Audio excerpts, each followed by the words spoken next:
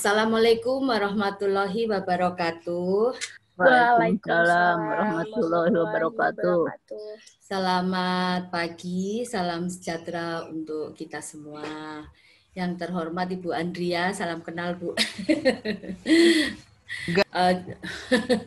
Juga Mbak Anissa dan juga semua peserta webinar dari Universitas Airlangga dari FISIP ya. Saya pertama merasa terhormat diundang oleh FISIP Universitas Airlangga ini untuk sharing ilmu. Kebetulan kan asli saya juga Malang, Bu. Jadinya Arema ya. Iya. Jadi Arema yang udah ada di Bogor. Orang Jawa Timur ya, Bu ya. Orang Jawa Timur, makanya ini ngomongnya blekak-bleku ya. Sama-sama nih. Jadi perkenalkan, saya Herin Puspitawati, saya Kepala Divisi Ilmu Keluarga di Departemen Ilmu Keluarga dan Konsumen, Fakultas Psikologi Manusia, Institut Pertanian Bogor. Jadi kayak aneh gitu ya, padahal ini ilmu lama Bu, ini ilmu keluarga yang dulunya dibatasi keluarga petani saja. Jadi petani kan juga harus di strengthening family-nya, kapan musim tanam, kapan membagi tenaga kerja gitu. Jadi ilmu yang lama, tapi sekarang karena IPB itu sudah istilahnya ya membebaskan untuk pengembangan ilmu yang tadinya kami dari bagian dari Fakultas Pertanian kemudian membentuk fakultas baru namanya Ekologi Manusia. Nah, dulu kami bergabung dengan Gizi Masyarakat Bu dan Sumber Daya Keluarga. Nah, kemudian pecah gizinya sendiri, ilmu keluarga sendiri. Nah, baiklah, dalam kali ini saya akan sharing apa yang kita kerjakan ya Bu ya, sebagai bagian dari konten ini adalah bagian dari peminatan sebetulnya dari ilmu keluarga yang disebut ketahanan keluarga. Next, Mbak. Next lagi. Nah, ini sebetulnya saya main-main dalam artian menulis kalimat gitu ya berdasarkan penelitian kami online mengenai keadaan keluarga atau perubahan sistem keluarga pada saat COVID. Jadi saya kemudian menulis setelah hasilnya itu ada gitu ya. Yang intinya sebetulnya kesabaran ini bagian dari ketahanan. Jadi kesabaran sangat dibutuhkan dalam melanggengkan keharmonisan perkawinan di saat bencana COVID-19 seperti ini. Jangan sampai bencana COVID-19 berlalu, tapi bencana perkawinan menunggu. Nah, sekarang kita sudah lihat betapa selama COVID ini kita lihat di berita ada KDRT, suami membunuh istri, ibu membunuh anak, kemudian sudah mulai lagi banyak yang file divorce ya, jadi mendaftarkan untuk gugat cerai dan sebagainya. Jadi kalimat saya ini ada alasannya lah, ada backgroundnya. Next, Mbak.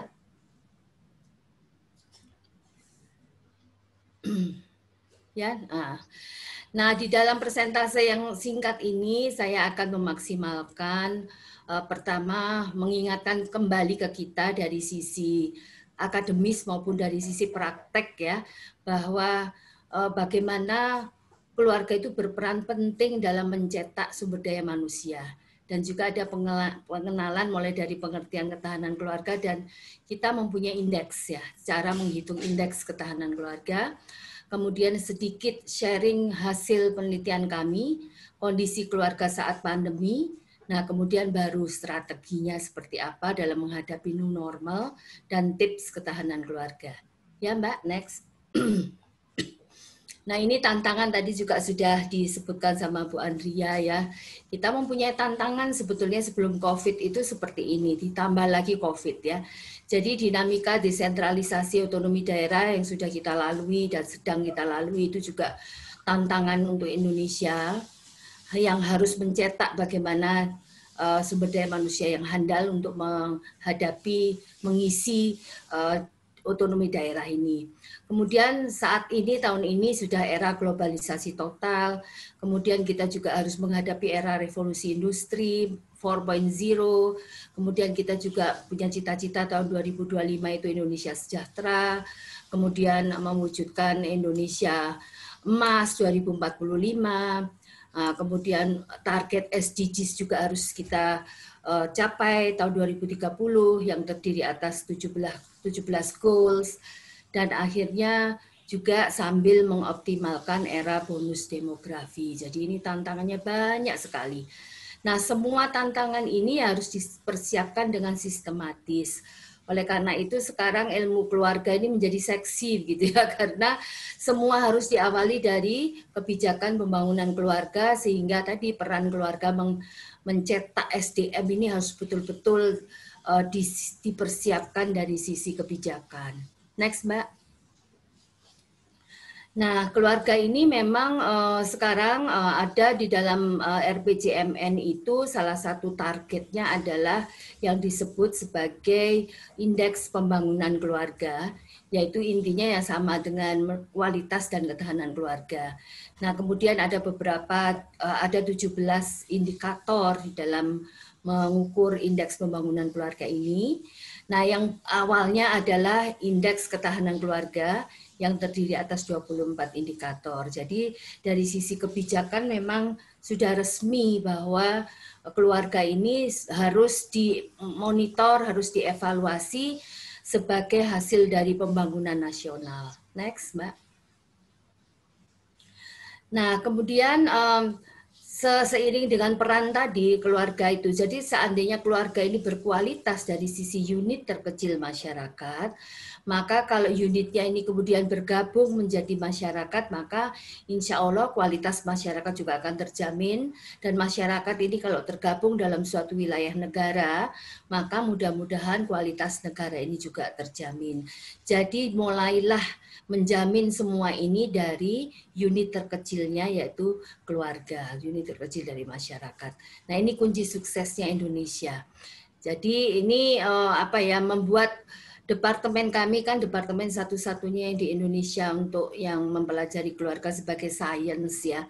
Meskipun sekarang sudah bermunculan 1-2 universitas juga yang mempelajari sebagai sains, alhamdulillah. Jadi kami itu mencari teman, Bu, Bu Andrea, dari berbagai prodi yang lainnya, FISIP juga oke, tapi yang title betul-betul family science ya ada di IPB begitu loh, Bu. Jadi kami ini ingin men-sharing semuanya supaya kita betul-betul tadi satu tujuan, yaitu kualitas keluarga ini harus betul-betul diperhatikan. Next. Nah, ini pentingnya SDM berasal dari keluarga. Ini tadi juga sudah disebutkan oleh Bu Andrea bagaimana ketahanan keluarga ya, Bu ya. Nah, keluarga itu dalam definisinya ini tidak usah saya sebutkan, tidak usah saya baca satu-satu, tapi intinya keluarga itu adalah unit terkecil dalam masyarakat. Unit sosial, ya unit ekonomi, ya unit budaya. Nah, keluarga juga suatu lembaga, kalau dibilang adalah suatu institusi. Nah, institusinya formal apa tidak?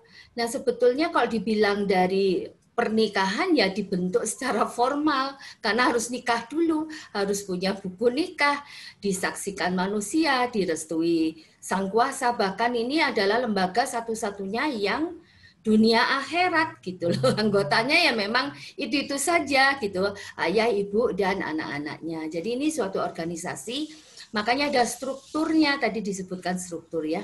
Strukturnya tidak terlihat tapi memang ada gitu ya. Dan kemudian ini adalah suatu pilar suatu bangsa. Jadi kalau keluarga itu rapuh ya negara itu lama-lama runtuh gitu. Ini filosofinya seperti itu. Next. Nah, kalau ini strukturnya. Jadi strukturnya kalau dikatakan sebagai suatu organisasi kan ada struktur organisasi dimanapun ya, struktur perusahaan gitu ya. Ini keluarga juga seperti ini, ada ayah, ada ibu, dan ada anak-anaknya. Memang ayah itu adalah di label sebagai kepala keluarga, kalau keluarga itu utuh ya, keluarga intact family. Tapi kalau keluarga itu tunggal, single parent, jadi ya tergantung dari siapa yang ada di single parent itu. Kalau ada ayahnya, keluarga duda ya ayah menjadi kepala keluarga. Tapi kalau keluarga itu janda, ibu sebagai kepala keluarga. Tapi kalau kita bicara mengenai keluarga utuh, maka ayah dan ibu, ayah memang pemimpin, ibu wakil pemimpin, tapi sebetulnya garisnya sejajar. Jadi ini ada kesetaraan di dalam hak dan kewajiban yang masing-masing itu ada punya peran.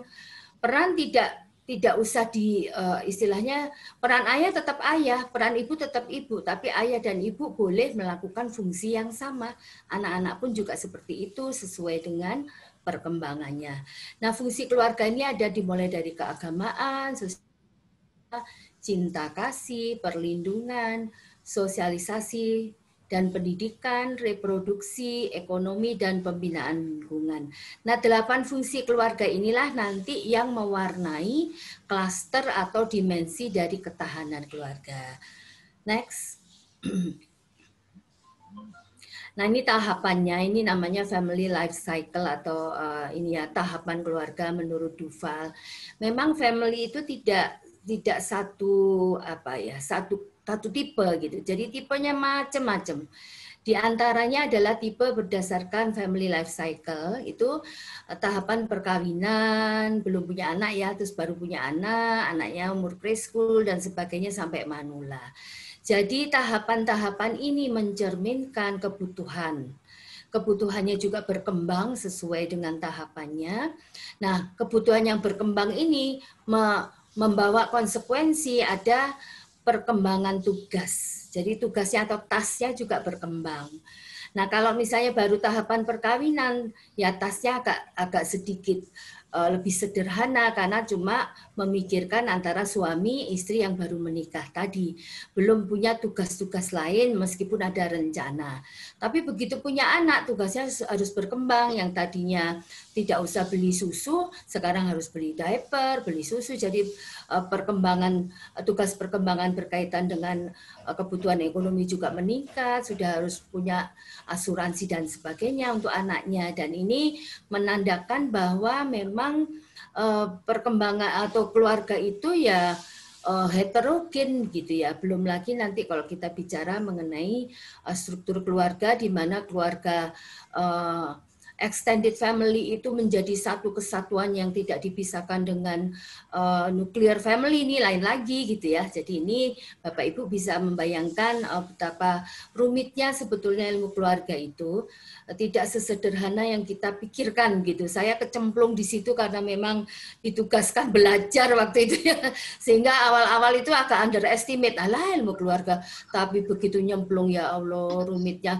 Mendingan saya balik lagi ke agribisnis deh, artinya udah jelas gitu ya. Apalagi kalau kita bicara statistik, wow, ini tambah-tambah rumit lagi gitu ya. Jadi inilah Bapak Ibu betapa pentingnya kita mengembangkan ilmu keluarga dari perspektif berbagai macam inilah ilmu. Next. Nah, sekarang kita bicara mengenai ketahanan keluarga, tadi juga sudah banyak disebutkan oleh Bu Andrea. Saya melengkapi gitu ya. Next, Mbak. Jadi intinya sebetulnya ketahanan keluarga itu dimunculkan pada tahun 1930-an di Amerika sebagai suatu fokus studi, di mana pada tahun 1930-an itu ada namanya Great Depression. Nah, Great Depression ini menyebabkan banyak para petani kolaps ya, terutama petani-petani yang tadinya punya lahan besar karena adanya resesi ekonomi, kemudian suku bunga naik dan sebagainya, banyak sekali lahan-lahan tanah yang kemudian diambil oleh bank-bank itu. Sehingga pada tahun 1930-an tersebut terjadilah banyak suicide ya, bunuh diri besar-besaran terutama dari keluarga petani yang mengalami krisis mental dan sebagainya. Nah, kemudian pemerintah ingin menolong supaya bagaimana bunuh diri ini atau depresi ini tidak terlalu berlanjut, maka kemudian diutuslah para akademisi yang notabene adalah dari family economics untuk mempelajari. Timbullah kemudian istilah family resilience atau family strength. Jadi kalau meskipun family itu mempunyai stres yang sama, tapi karena kekuatan coping strateginya itu atau apa yang memanage-nya, mencari solusinya itu berbeda, maka hasilnya juga berbeda. Tidak semua petani juga bunuh diri, meskipun mempunyai utang yang hampir samalah jumlahnya. Jadi di sini, jadi menyangkut krisis dan stres, proses dinamis, jadi adaptasinya. Nah, kemudian ingin bertahan dan pulih kembali. Ibaratnya orang itu sama dengan sekarang ini yang tadinya organized, kemudian tiba-tiba ada pandemik, menjadi disorganized sistem family itu. Nah, bagaimana cara untuk memulihkan kembali, menormalkan kembali. Nah, daya resiliensi itulah yang dikatakan ketahanan keluarga. Jadi kekuatan keluarga di bawah tekanan. Seperti kayak kalau kita bilang mercon banting, kali dia dibanting enggak ini gitu ya, masih kenyal terus gitu. Next, Mbak. Nah, ini dari sisi sistem unit keluarga. Oleh karena itu, di dalam konsep ketahanan juga mempertimbangkan strukturnya. Tadi strukturnya apakah single parent atau intact family utuh gitu ya, atau strukturnya itu lebih kepada keluarga inti, atau keluarga intinya itu sudah menyatu dengan keluarga besar. Jadi ini mempertimbangkan struktur seperti tadi. Terus keragaman budaya, apakah budayanya itu banyak dukungan sosial ekonomi antar masyarakat itu ada yang disebut dengan sosial kapital gitu ya, dan semakin kompleks atau bagaimana. Jadi ada proses coping adaptasi, sistemnya ini apakah bisa daya sistem untuk menyerap gangguan dan mengatur kembali. Jadi intinya seperti itu. Ketahanan dari sisi sistem unit keluarga. Next. Nah, kemudian ada juga dari sisi sistem lingkungan yang lebih luas, yaitu family ecology atau family ekosistem. Nah, ketahanan keluarga ini juga menyangkut adanya lingkungan keluarga. Lingkungan ini, nah ini termasuk juga komunikasinya ya. Jadi lingkungannya itu apakah lingkungannya komunikasinya terbuka, komunikasinya menerima pendapat dari luar gitu ya, lingkungan eksternal. Apakah kemudian teori sistemnya ini perspektif ekologisnya itu bagaimana berkembang atau tidak, ada sosiokultural gitu ya, yang ujungnya tadi sama dengan sosial kapital tadi. Nah, kemudian ada interaksi antara risiko dan proses perlindungan dari waktu ke waktu. Jadi dinamika time ya, perubahan time atau perubahan melibatkan individu, keluarga dan komunitas sehingga pengaruhnya terhadap sosial budaya.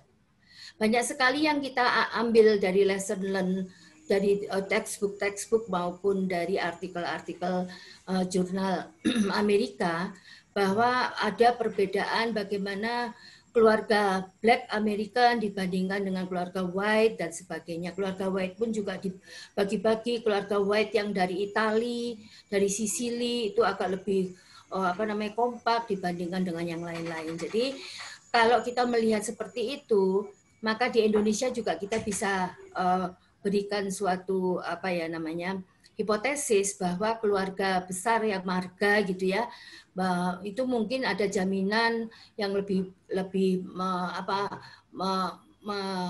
menjamin seseorang yang ada di dalam marga itu tidak kelaparan, tidak ada yang terlantar dan sebagainya dibandingkan dengan keluarga yang betul-betul inti, keluarga inti yang tidak tersentuh oleh keluarga besarnya.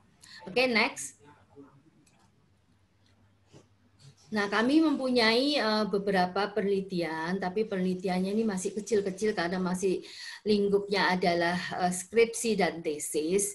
Di antaranya adalah ketahanan keluarga memiliki pengaruh positif terhadap kualitas perkawinan, gitu ya. Ketahanan keluarga utuh lebih baik dibandingkan dengan keluarga tunggal, baik ditinjau dari komponen-komponen atau dimensi-dimensi dari ketahanan keluarga. Terus ada keluarga buruh tani, bawang merah gitu ya. mempunyai ketahanan keluarga yang lebih tinggi dibandingkan dengan nelayan, misalnya dengan tipe dan strata yang setara lah gitu ya. Nah, jadi awal-awal ini kami melakukan uji-uji dan juga penelitian-penelitian untuk mengerti bagaimana sih tipe bagaimana cara kita menolong petani, bagaimana cara kita menolong nelayan, atau bagaimana cara kita menolong single parent dan sebagainya. Next.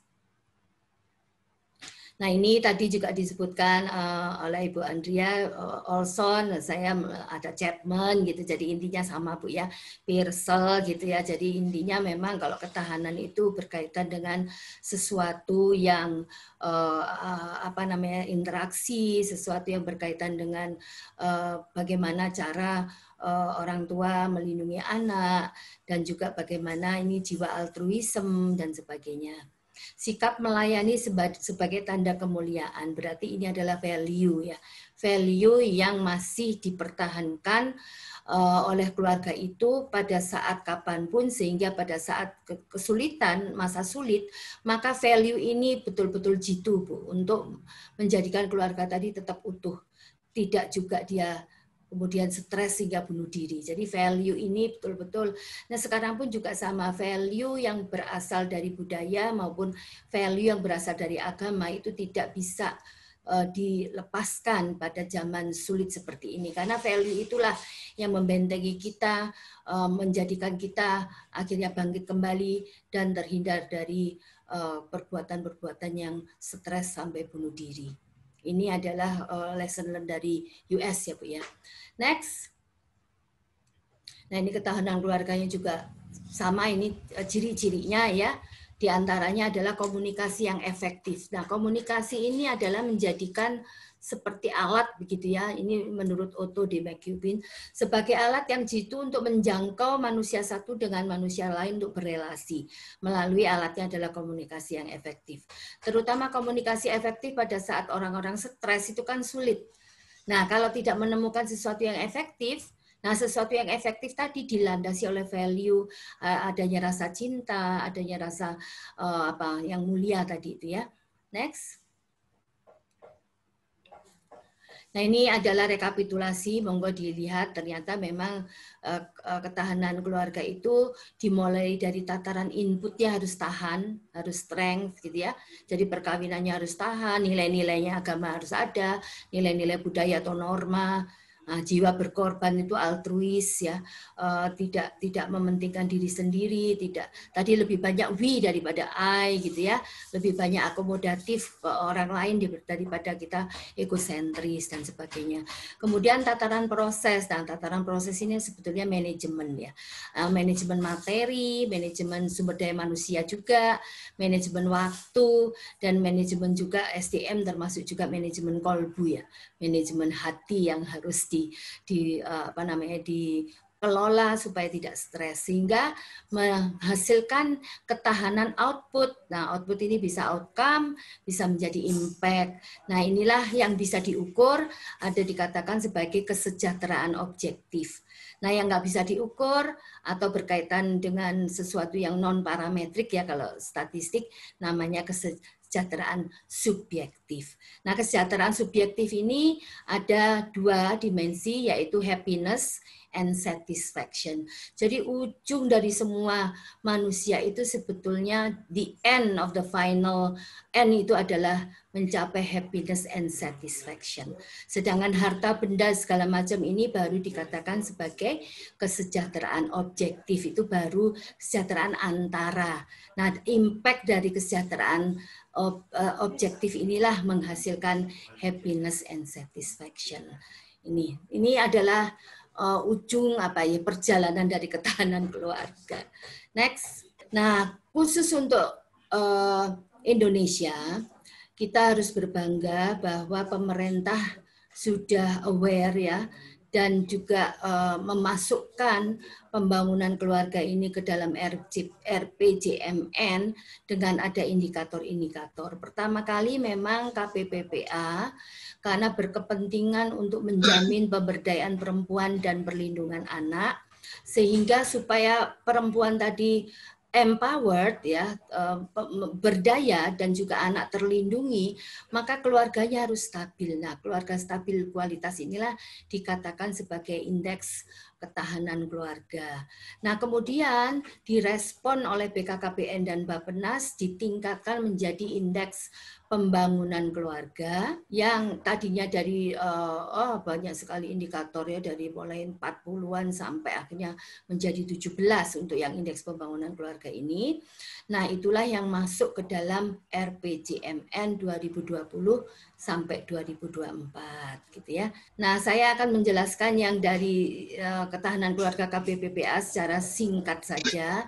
Ada 24 indikator, ada 6 dimensi atau komponen. Nah, legalitas struktur itu ada 3 indikator, ketahanan fisik 4 indikator, ekonomi 7, sosial psikologi 3, sosial budaya 3, dan kemitraan gender 4. Mengapa ada kemitraan gender? Ya karena ini rumahnya KPPPA. Nah, tadi sudah disebutkan oleh Bu Andrea bahwa memang yang namanya dimensi bisa banyak, Bu. Cuma dalam hal ini kita klasterkan, sederhanakan saja, dikumpul-kumpulin gitu ya. Sosial psikologi udah 1 dimensi, jadi di situ ada mental, ada segala macam gitu ya. Sosial budaya yang berkaitan dengan norma segala macam ada dijadikan 1. Nah, ini 24 ini sebetulnya awalnya bukan 24 Bapak Ibu, awalnya ada 40. Nah, kemudian udah sampai 3-4 tahun validasi, akhirnya diputuskan dengan BPS 24 ini adalah intinya. Masih bisa diredus lagi sih Bu sebetulnya. Next. Nah, ini anunya indikator detailnya gitu ya, bisa dibaca sendiri. Next. Dasarnya kan ya, basicnya itu, foundationnya itu dasarnya harus kuat. Jadi makanya kalau orang itu berkeluarga ya nikahlah dulu yang benar, pakai KUA, ada buku nikahnya, kalau punya anak ada aktenya gitu.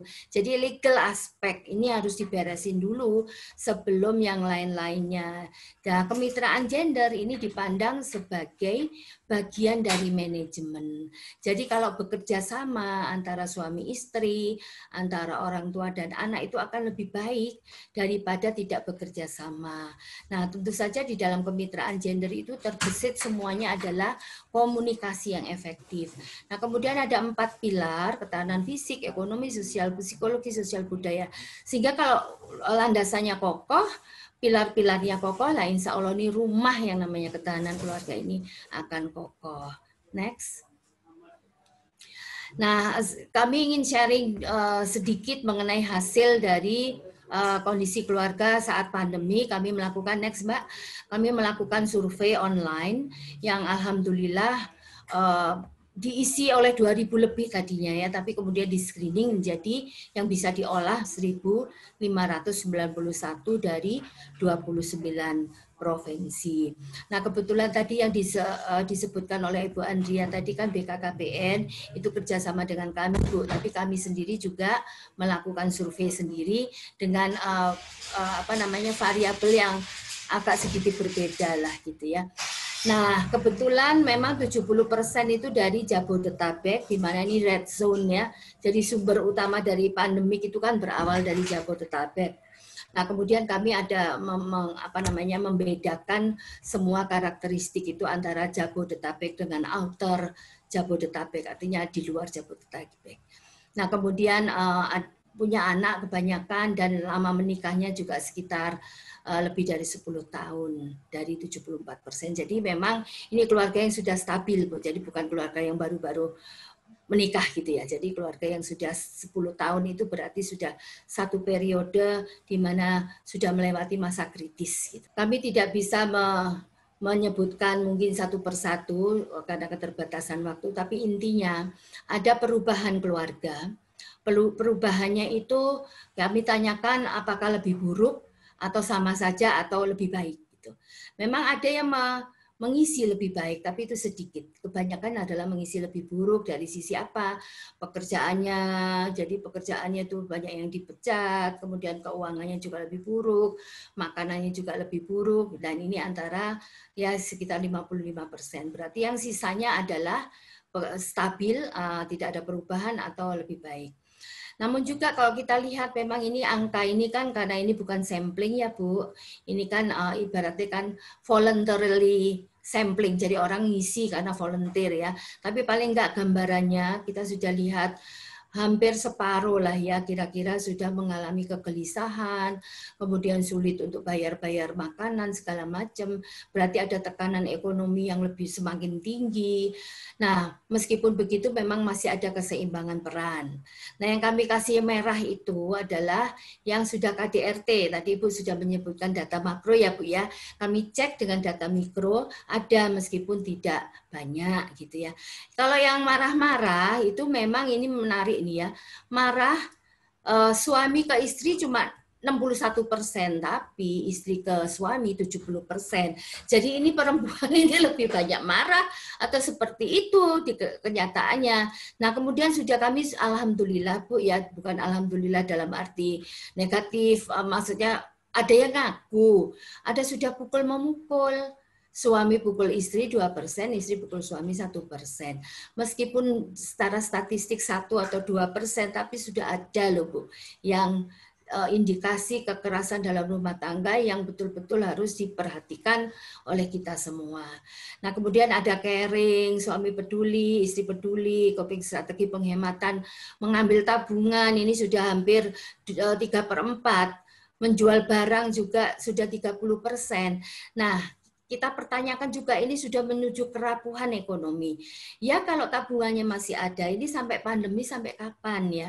Ya kalau barangnya masih ada dijual, kita takut yang dijual anaknya nanti, namanya trafficking gitu ya. Jadi ini hanya sekedar penelitian ini untuk untuk memunculkan suatu isu pertanyaan yang perlu kita anggap penting supaya kita bisa menolong keluarga-keluarga yang rapuh ini. Nah, strategi ketahanannya menuju new normal. Nah, strateginya new normal, apa sih yang disebut new normal ini? Nah, new normal itu jadi adalah suatu kehidupan baru atau keseimbangan baru atau gaya hidup baru yang mengikuti aturan-aturan yang pandemi ini. Jadi dua hal yang perlu diperhatikan di dalam new normal itu, bahwa kita tetap harus aktivitas karena memang kita di manusia yang harus memenuhi kebutuhan pokok dan segala macam, tapi kita juga harus menjaga keamanan dari penyakit. Jadi ada protokol tertentu. Oleh karena itu pasti adalah di dalam new normal nanti ada perubahan sosial, lingkungan dan bisnis yang gaya baru gitu ya. Bisnis online pasti nanti lebih banyak. Perubahan sosial yang nanti nggak banyak orang kumpul-kumpul, tapi bukan berarti kita tidak berinteraksi secara langsung, interaksinya melalui online gitu ya. Nah, kemudian perubahan digital, kemudian nanti ada komunikasinya juga tidak usah harus langsung gitu ya, atau komunikasi agak jauh-jauhan gitu ya. Nah, kemudian ada juga yang melek digital ini, perempuan ini sebetulnya diberi kesempatan. Jadi dengan adanya penelitian saya tadi ada beberapa keluarga, persentasenya memang sedikit ya, yang justru menemukan cara bisnis baru melalui online. Jadi dengan adanya melek digital antara suami dan istri itu bisa menjadikan ekonomi kreatif untuk bisa hidup lebih survive ya di kemudian hari, termasuk anak-anaknya gitu ya. Nah, ini bisa kerjasama secara kelompok. Jadi kita ambil hikmahnya dari sisi new normal ini, bahwa coping strategi yang dicari untuk new normal itulah yang kita bisa bantu Bapak Ibu dengan pendampingan dari universitas, dari pendampingan dari pemerintah, bahwa kita kasih harapan-harapan yang tadi ya, tantangan itu menjadi suatu opportunity. Next. Nah, khusus untuk Terus ya Mbak, kemitraan gender ini kami munculkan sebetulnya bagian dari manajemen tadi ya, bahwa di situ ada kerjasama, berarti ada komunikasi efektif, supaya keluarga ini survive. Jadi kemitraan gender kita anggap sebagai salah satu strategi survival, strategi untuk adaptasi di keadaan new normal. Next Mbak. Kalau misalnya seandainya bisa dikelompokkan, ini kami mengelompokkan berdasarkan hipotesis sebetulnya, dipulihkan dulu peran fungsinya, ketahanan dan kesejahteraan, dipulihkan dulu fungsi ekonominya, sebagai ekonomi ini ibaratnya kayak bensin ya, kalau kendaraan nggak ada bensin ya nggak jalan meskipun kendaraannya bagus kan gitu. Jadi fungsi ekonomi keluarga dipulihkan, dan juga dipulihkan juga pendidikan perlindungan anak dengan gaya new normal ini. Next. Detailnya bisa dilihat, kalau peran fungsi itu nah ini kemitraan gender ini adalah untuk memulihkan peran fungsi. Jadi yang tadinya mungkin tidak terlalu banyak kerjasama antara suami istri, maka setelah new normal atau dalam rangka menyongsong mempersiapkan new normal, maka kemitraan gender itu harus. Kalau tidak, maka keluarga itu tidak akan bisa survive. Karena survivalnya itu tergantung dari keluarga itu dulu, jangan menggantungkan kepada pemerintah gitu ya. Jadi kemitraan gender itu di situ muncul ide kerjasama yang saling menguntungkan, kemudian apa yang dimaui istri, apa dimaui suami, apa dimaui anak dengan adanya sumber daya yang ada. Nah, ini dicarilah opportunity-nya. Ada kerjasama yang saling menguntungkan. Next, Mbak. Nah, kemudian kalau dari arah ekonomi, ya, dari arah ekonomi dengan prinsip kemitraan gender ini, maka ini ada sebagian batasan ya. Sistem patriarki tetap dipakai. Jadi bapak ya ditempatkan sebagai pemimpin ya biarlah gitu ya, nggak usah dikotak-katik gitu.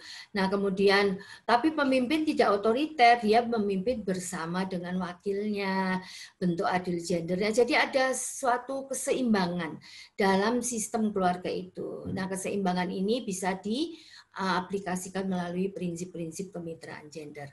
Next, Mbak.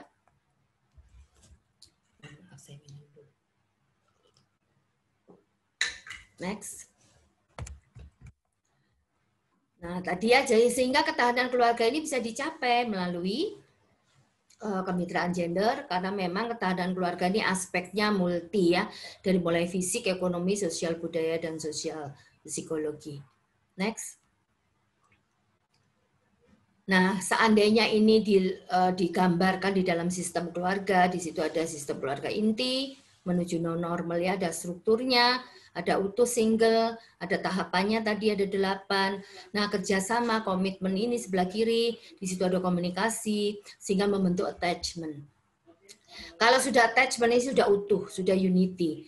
Nah, proses adaptasinya, nah ini skill-nya ya, bagaimana manajemennya, bagaimana nanti dia dibantu oleh siapa, dibantu oleh pemerintahnya bagaimana, dibantu oleh lingkungan masyarakat gimana, sehingga tujuan keluarga ini tercapai di new normal, sehingga keluarga ini survive. Jadi kalau kita bicara mengenai ketahanan keluarga, input, proses, output, kira-kira seperti inilah. Nah, ininya ya, ilustrasi gambar sistemnya. Next. Nah, ini pemberdayaan ekonomi, revitalisasi fungsi keluarga, siapa melakukan apa, bapaknya melakukan apa, ibunya melakukan apa. Nah, kalau mencari uang bersama, maka ngatur rumah sekarang juga bersama. Mengapa? Ya bapak ibunya kan di rumah terus, anaknya juga di rumah. Siapa yang bertugas apa gitu ya, bapaknya juga ikutan sekarang, ikutan bantuin ibunya nyapu, ya sekali-kali gitu ya, bantuin ibunya masak, atau mungkin jangan-jangan bapaknya hobi masak, lebih enak masaknya dari ibunya, ya who knows gitu ya. Jadi inilah pemberdayaan ekonomi yang dibalut dengan revitalisasi fungsi keluarga. Nah ini kalau ekonominya seperti ini ya, jadi kita gunakan saja rumah sebagai tempat untuk aktivitas ekonomi yang tadinya tidak ya, karena bapaknya dipecat, ibunya juga mungkin dipecat, ya sudah ganti saja, cari uang di rumah beserta anak-anak, diatur space-nya ada di mana, mau pakai online atau pakai produksinya di situ, kenyamanan dan keamanannya juga dilihat. Jadi ada istilah industri rumahan sebagai cikal bakal UMKM. Jadi industri rumahan ini istilah dari KPPPA. Next. Nah, ini kemitraan untuk perlindungan anak. Anak ini juga tidak kalah pentingnya untuk dilindungi, apalagi anak sudah lama tidak sekolah. Jadi coba dilihat psikologinya. Kalau anak dan ibu dan bapak itu interaksinya, bonding kelekatannya bagus, maka kalau ada masalah, maka bapak ibunya akan cepat bisa menjangkau frekuensi komunikasi dengan anaknya sehingga menjangkau mental spiritual anaknya. Karena sudah attachment ya. Tapi kalau tidak ada attachment sulit untuk menjangkau. Komunikasi bisa, tapi komunikasi yang efektif agak sulit. Jadi dua-duanya ngomong tapi nggak nyambung, akhirnya marah, dipukul lah anaknya. Ya, jadi ini salah satu cara untuk mengurangi KDRT karena semuanya kan sudah stres ini sudah 7 bulan ini ya. Kapan lagi nih kita juga nggak tahu. Tapi kalau interaksi bonding kelekatan tadi semuanya bermitra, mengerti tujuannya, tahu keadaannya, semua bisa mempunyai kesabaran tadi. Kesabaran itu kan sebetulnya hasil dari manajemen mental ya, manajemen stres. Strategi 2 ini sebetulnya lebih ke arah policy. Jadi bagaimana cara kita bekerja sama antar misalnya perguruan tinggi seperti kita ya, IPB dan UNAIR, mungkin kita lakukan apa ya semacam action together gitu ya. Nah, koordinasi dengan pemerintah misalnya, kita di Bogor ngapain, Ibu di UNER di sana ngapain gitu ya, ya untuk ini memfasilitasi masyarakat atau keluarga menuju new normal. Nah, penormalan fungsi ekonomi kita bisa bantu mencari kekasan family generating income seperti apa ya yang cocok di era new normal ini, terutama mungkin melibatkan juga perempuan dan anak-anak yang sudah dewasa gitu ya, jadi supaya tahu caranya cari uang dan itu skill ya. Nah sehingga family new strength ini mudah-mudahan akan tercapai. Jadi yang lainnya adalah tips Bapak Ibu yang bisa saya berikan tips-tips sederhana gitu yang bisa dijadikan next Mbak, sosialisasi kepada masyarakat. Nah ini adalah sistemnya kalau melibatkan ada pemerintah, ada keluarga masyarakat, ada lembaga ekonomi, ada juga lingkungan alam, agroekosistem tempat tinggal. Tentu saja keluarga yang tinggal di pegunungan beda dengan keluarga yang tinggal di pesisir, sehingga kita mengerti bagaimana berteman dengan alam, menjadikan alam ini adalah supporting system dan juga kita harus pelihara. Jadi dyadic hubungan alam dan manusia itu timbal balik saling sayang gitu.